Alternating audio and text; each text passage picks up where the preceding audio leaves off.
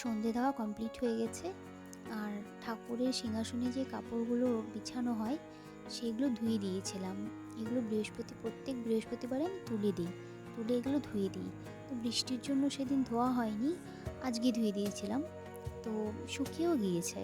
আজকে হালকা একটু রৌদ্র ছিল তো সকাল থেকে, সকালবেলায় আমি ধুয়ে দিয়েছিলাম, তো শুকিয়ে গেছে।